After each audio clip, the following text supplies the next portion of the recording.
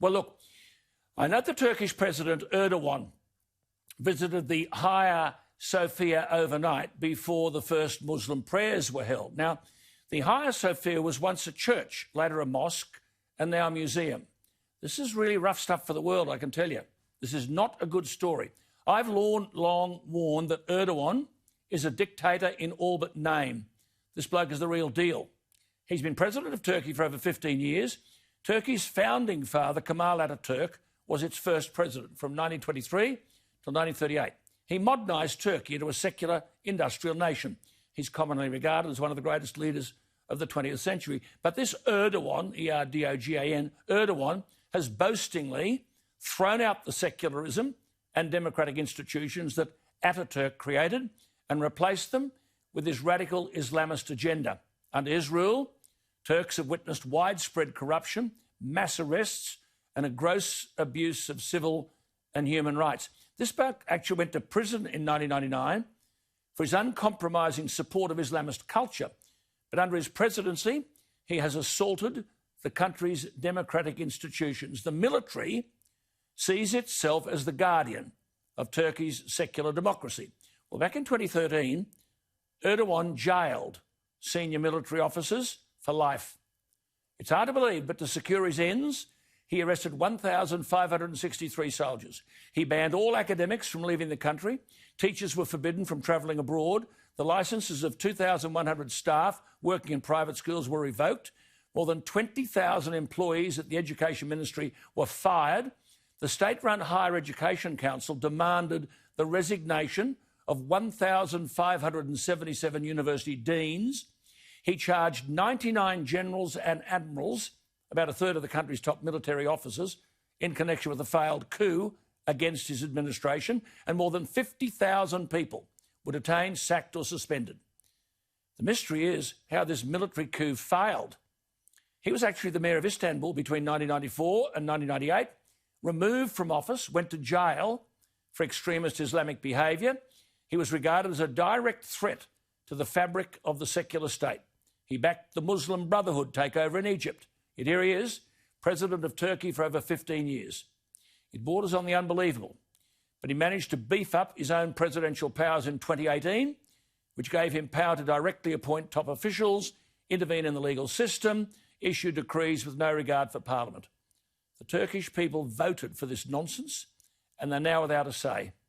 Well, Erdoğan's economic management is another story altogether.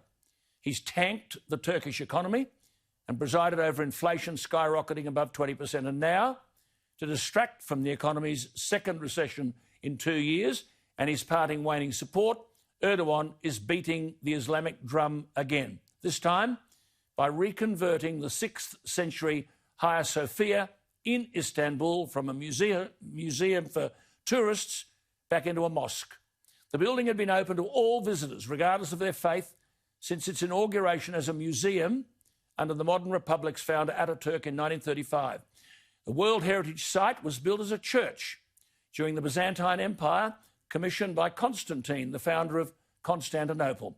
The Hagia Sophia, meaning holy wisdom, is Greek. It hovered over the historical capital of the Eastern Roman Empire since 537.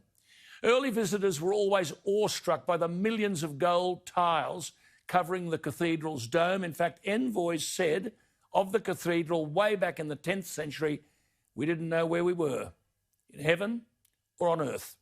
The site is steeped in history and beauty, but now this thug, Erdoğan, wants to dismantle the Atatürk legacy. The majority of Turks seem to have woken up too late. They now believe this move is designed to distract from the more pressing issues confronting Erdoğan. They're dead right. A senior official of the Russian Orthodox Church said the move signals a return to the Middle Ages. But for Erdoğan, it's about locking people up and appeasing his religious backers. He's someone the international community should fear. Well, Michael McLaren is the man you love. We have him here every Monday night. And we talked about this in relation to the destruction of monuments and so on. This is another form of destruction. Absolutely. I mean, it's one of the great monuments of the world. I've been there 3 times, and when you go in there, those early commentators were quite right. You get this sense, Alan, of being transcended somewhere unearthly. It's quite a magical building. I described it on air the other week as probably the most impressive building on the planet. And I don't resile from that, it is. And obviously Erdoğan not exercising any holy wisdom of his own. It's pure political manoeuvring that he's doing here. Now, sure, it was a mosque after 1457, I think it was, when the Ottomans rode through. They stuck the minarets on, converted it. But as you correctly said, Ataturk in his wisdom said, look, we've got to get away from this sort of Saudi, Iranian style of government, and we've got to have a secular public space. It seems to me, Michael, there's no way back. I cannot believe that the people approved the extension of the powers to this fellow. I can't believe the coup failed, but he's now given himself the sign of powers that Putin's given himself in Russia. Quite right. I mean, a lot of people lose sleep over Putin and Xi. Yes. Well, this guy's doing it on the Bosphorus. And, of course, the problem is, unlike Russia and China, Turkey's in NATO. And so when you've got someone acting like, well, a Hitler on the Bosphorus, then what does that mean for the strength of NATO? I mean, they're always sticking the boot into Trump. Well, at least you know the Americans will ride in and save the day if they're required. You can't guarantee that with Turkey under Erdoğan.